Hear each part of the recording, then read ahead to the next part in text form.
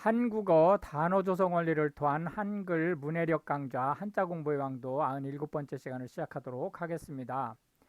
오늘도 우리는 사회계에 해당하는 부수 하나를 체크할 건데요.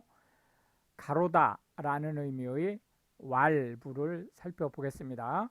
왈부를 쓰는 대표적인 한자로는 자기 자신인 가로다 라는 뜻의 왈, 구부러지다 라는 뜻의 곡, 책이라는 의미의 서, 고치다 라는 의미의 갱 또는 경자가 되겠습니다. 그래서 오늘 첫 번째로 살펴볼 한자는 왈자가 되겠습니다.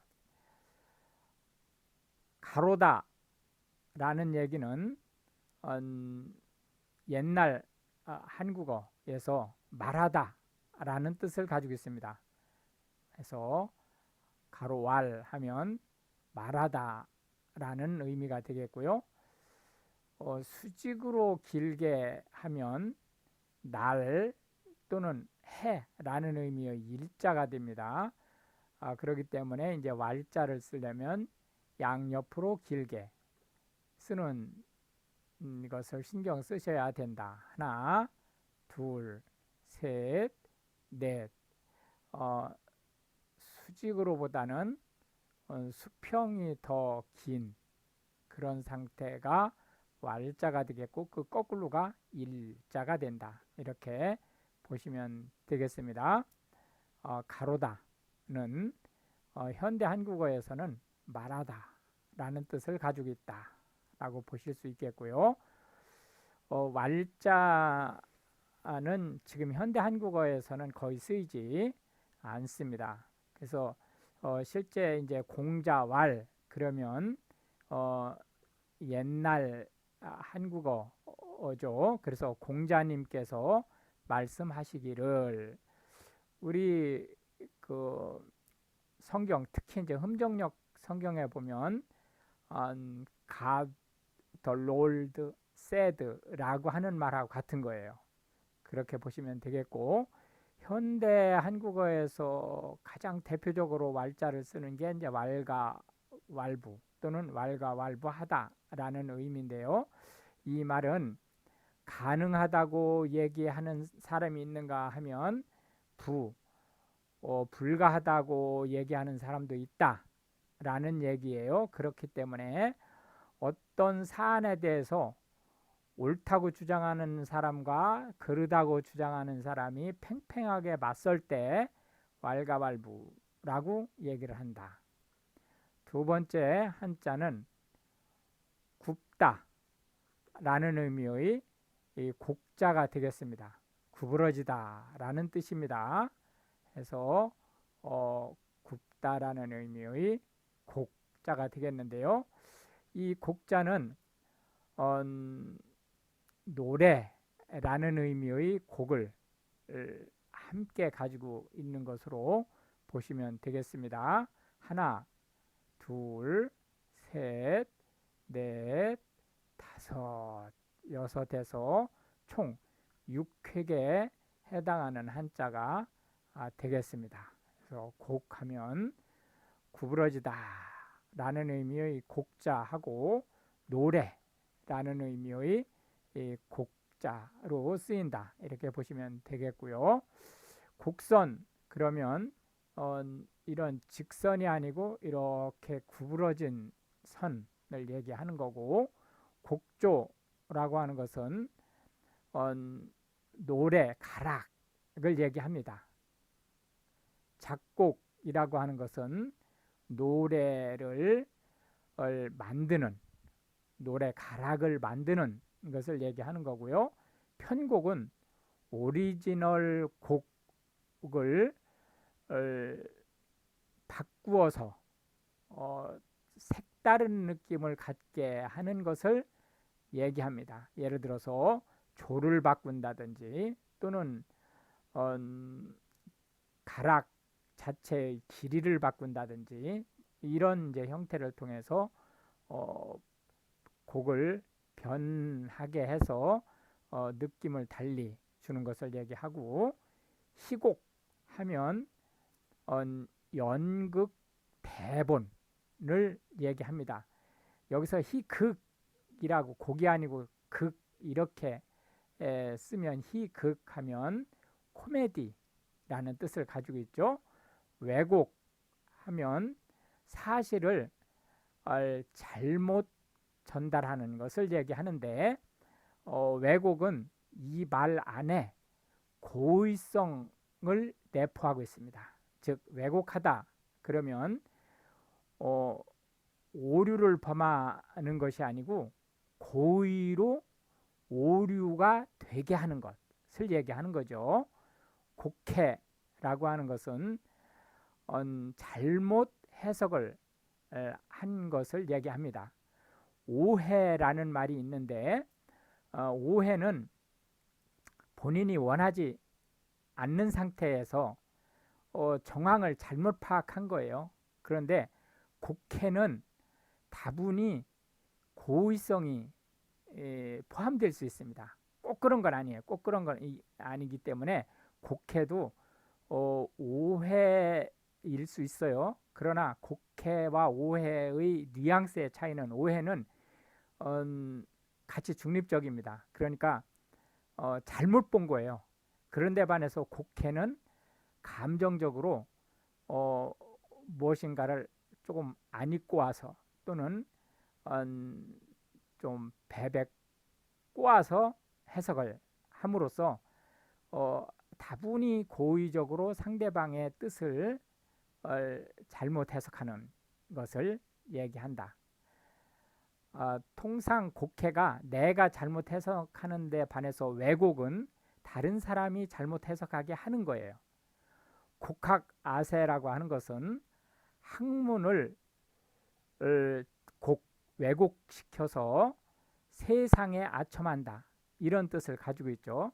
우리가 지난 정권 때, 그러니까 진보 정권 때에 보면 통계 수치를 고의적으로 심하게 왜곡시키는 그런 현상들을 이제 볼 수 있었는데, 이런 것들은 바로 통계학이라고 하는 것을 통해서 세상에 이 세상은 권력을 가진 사람을 얘기하는 거죠. 권력을 가진 사람들의 앞잡이가 됐다라는 의미를 가지고 있는 거죠. 우여곡절이라고 하는 것은 이런저런 많은 일들, 변수를 거치면서라는 뜻입니다. 통상 우여곡절 다음에는 좋게 마무리가 되는 경향을 보입니다. 우여곡절을 겪었지만 결과가 잘 되었다라는 의미를 가지고 있다. 완곡하게라고 하는 것은 뻣뻣하지 않게, 상대방이 들을 때 기분 나쁘지 않게, 즉 완만하게 표현하는 것을 얘기한다.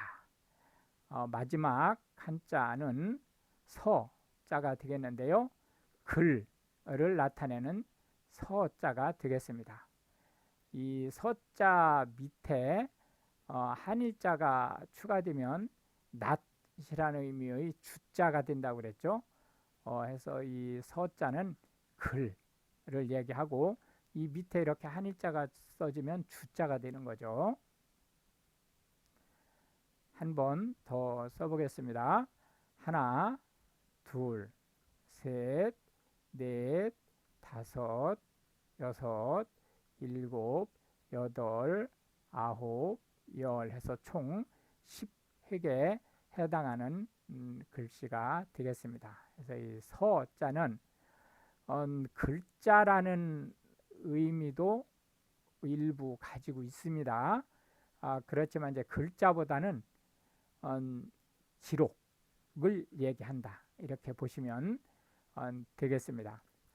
서적이라고 하는 것은 글을 출판한 것을 얘기합니다. 그래서 북 또는 퍼블리싱을 얘기하는 거죠.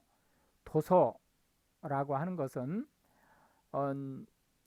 같은 책인데, 서적이 주로 출판된 책이라는 의미를 집중하는 데 반해서 도서라고 하는 것은 그 내용이 예를 들자면은 그림도 포함되고 글씨도 포함되고 하면서 어떤 지식이나 내용들을 전달하는 그 제품을 더 영향을 끼치는 그런 의미를 가지고 있다. 이렇게 보시면 되겠습니다. 독서라고 하는 것은 책을 읽는 행위 또는 읽는 것을 얘기합니다. 그걸 얼마나 이해하며 읽느냐라고 하는 거와는 관계없어요. 일단은 읽는 것을 독서라고 얘기한다.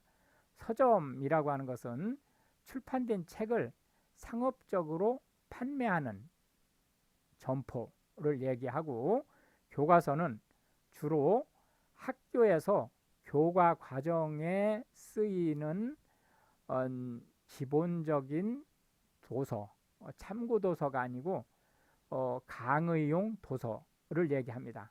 도서관이라고 하는 것은 각종 책을 비치해서 열람하거나 렌트하는 기관을 얘기하고요. 도서관은 통상적으로 이제 빌딩으로 구성되지만 도서실은 하나의 방으로 구성되는 규모에서 차이가 있습니다. 도서관이 훨씬 큰 거죠. 규모에서 볼 때.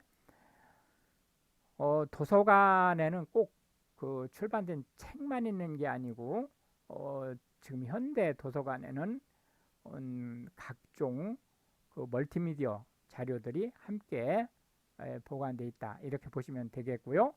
비서라고 하는 것은 기관 또는 기업의 중요하고 고위 직무에 개인적으로 딸려서 그 직위 또는 직책에서 수행하는 일을 서포트 할 수 있도록 한 직위 또는 직책을 비서라고 얘기를 하고, 서평이라고 하는 것은 도서 또는 서적이 출판된 그 출판물에 대한 평가를 얘기하고요. 서예라고 하는 것은 글씨를 예술적 가치 측면에서 봐서 얼마나 수려하게 썼느냐라고 하는 의미를 가지고 있습니다. 그래서 서예는 주로 붓으로 쓰는 것을 얘기하고, 서예의 대상은 한자 또는 한글이 되겠습니다. 서체라고 하는 것은 글씨의 타입을 얘기하는 거죠. 예를 들자면은 명조체라고 하면 뭐 같은 서자 중에서도 이제 이런 식으로 쓰는데 반해서 고딕체는 이제 이런 식으로 써지겠죠. 예를 들어서 그렇다는 거예요. 이런 식으로 이제 고딕체는 써지는 거죠. 해서 글씨의 스타일을 서체라고 한다. 이렇게 해서 이제 오늘도 우리는 하나의 부수와 3개의 한자, 그리고 각 한자에 대한 10개씩의 한국어, 현대 한국어에서 쓰이는 단어를 살펴봤는데요. 가로할자는 워낙 그 현대 한국어에서 쓰이지 않는 거기 때문에 대표적인 거 2가지만 이제 제시를 해드렸습니다. 이 프로그램이 한글 문해력을 향상시키고, 특히 외국인으로서 한국어를 배우시는 분들한테 한국어 단어가 어떻게 구성되는지, 그리고 어떻게 활용되는지에 대한 보다 정확한 법칙을 전달하는 데 도움이 되기를 바라겠습니다. 시청해 주셔서 감사하고, 우크라이나를 위해서 기도해 주시면 더욱 감사하겠습니다.